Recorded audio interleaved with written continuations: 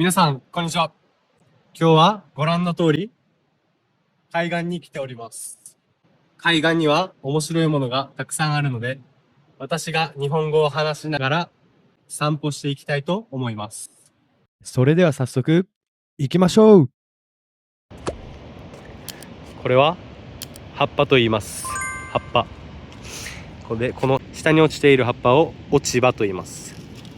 葉っぱが枯れてその後に下に落ちた、これを落ち葉と言います。葉っぱ、落ち葉。草が生えています。草が生えています。あちらにはゴミが捨てられています。おそらくあのゴミは海から流れ着いた漂着ゴミだと思われます。ヤギが夢中になって草を食べています。私が住んでいる沖縄ではヤギを食べる文化があります。私も一度食べたことがありますが、臭みが強いので私はあまり好きではありません。道の両側は砂が積もっています。右側、左側、砂が積もっています。砂が積もっています。とても見晴らしがいいです。ここまではアスファルトでできた道ですが、ここから先は砂浜になります。ここの砂浜の砂はとてもサラサラとした感触です。水辺の方へ向かって歩いていきます。こちらから水が湧き出て海へと流れていっています。ここは湧き水なので水は淡水になっています。水が流れています。水が流れています。陸地から浸透した雨水が地中を通り、ここで湧き出しています。この水は淡水なので飲むことができます。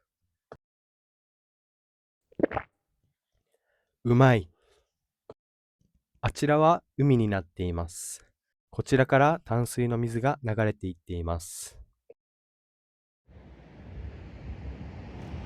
人が一人もいなくて撮影に向いてますね。ここにいるのは私だけ。他は誰もいません。誰もいないです。それにしても今日はめちゃくちゃ暑いです。とても暑いです。今日の気温は天気予報によると30度でした。30度。とても暑いので汗をかいています。汗をかいて肌が湿っています。これは流木と言います。海から流れ着いてきた木です。木が燃えていますね。誰かが火をつけてそのままにしておいたんでしょう。これは良くないので消した方がいいですね。魚の骨があるので、おそらくここで誰かが魚を焼いて食べたと思われます。ちょっとあそこの先の方まで行ってみたいと思います。草が生えていて歩きづらいです。途中道が途切れているのでジャンプして乗り越えたいと思います。ジャンプ。 OK。 とても景色がいいです。陸の方から流れ出た淡水がこちらまで流れてきて海へ出て行っています。面白いことに淡水が流れているところには植物が育っています。でもこちらから奥の海水のところにはほとんど植物がありません。それは植物が海水では育ちにくいからです。沖の方では波が立っています。白波が立っています。岩がゴツゴツしていて歩くのがとても大変です。転ばないように気をつけたいと思います。沖の方に人が見えます。